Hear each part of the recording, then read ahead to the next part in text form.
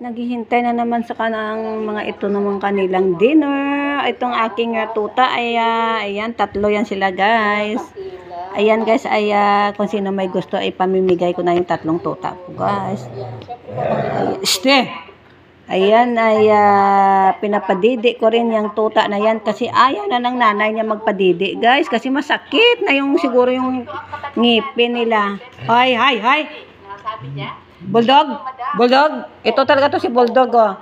Ayan, payat nga ni Bulldog. Iwan ko pumapayat yung mga aso ko kasi nga 2 beses ko yan sila pinapakain, guys. Dahil magastos din pag may mga alaga tayo. Malakas pa yan kumain sa tao. Ayan, si Maxi. Hintay muna kayo ng pagkain nyo, kasi nagsasaing pa si Mami. Umaga at hapon yan sila, guys, kumakain yung mga aso ko. Si Jandy. Ito yung mga tuta ko. Meron na silang tinimpla doon na dog food at saka with milk. Yung dog food nila na puppy na nilalagyan ko ng milk. Ayan, naghihintay na yan sila sa paa ko, guys.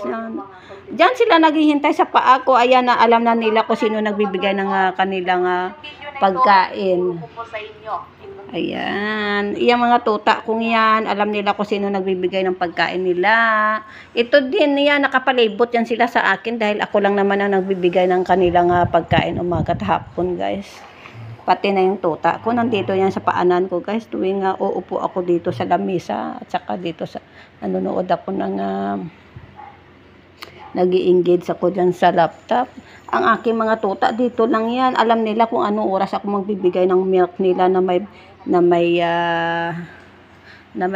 mayroong dog food na pang puppy. Ayan, mabait ang aking tuta. Ito naman tumatanda. Ito naman talaga.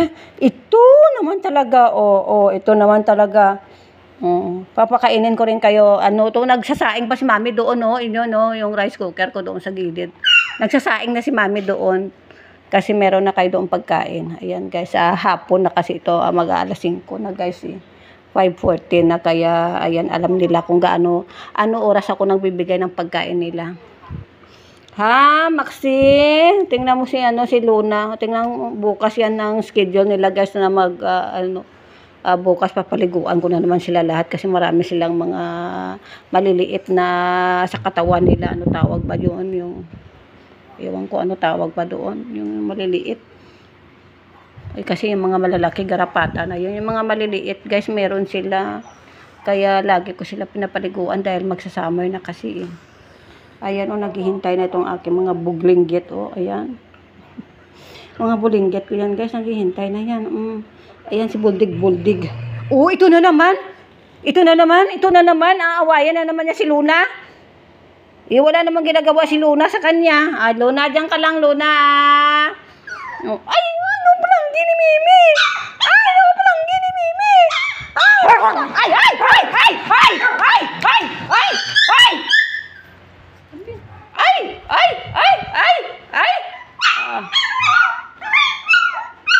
Ganyan yan pag nagalit yan si Pag nagalit yan.